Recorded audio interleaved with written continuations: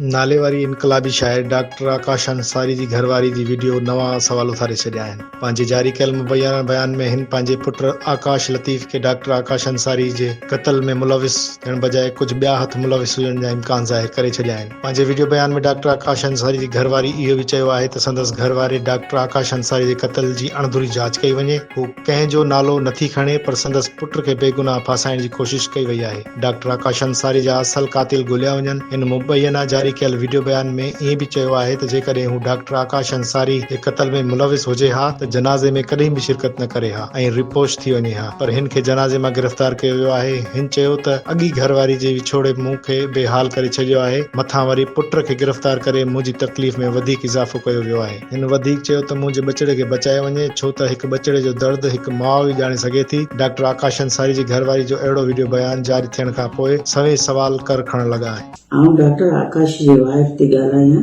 ऐं लतीफ़ जी अम्मा थी ॻाल्हायां। मूंखे अदद में ॻाल्हाइण ॾाढो ॾुखियो लॻंदो आहे त इहे ॾींहं के मूंखे ॾिसणा पिया इन वजह सां त लतीफ़ बेकसूर आहे। डॉक्टर आकाश जो क़त्ल हुओ आहे।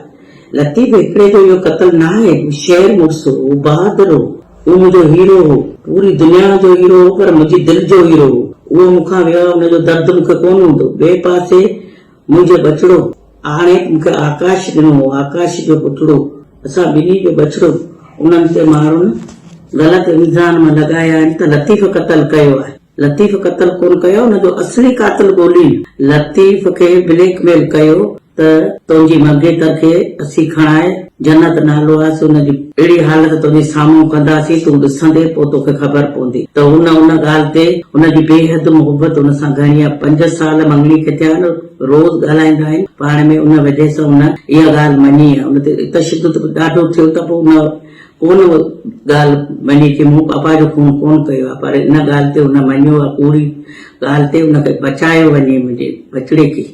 सॼी अवाम सां हिकिड़ी माउ हिकिड़ी ज़ाल जी अपील आहे जहिड़ी त मुंहिंजे बचड़े ते को बि अहिड़ो ॾींहुं न आणियो जो मां बर्दाश्त खां ॿाहिरि निकिरी वञा। मुंहिंजी तरबियत एतिरो गंदो रंग कोन लाहींदी।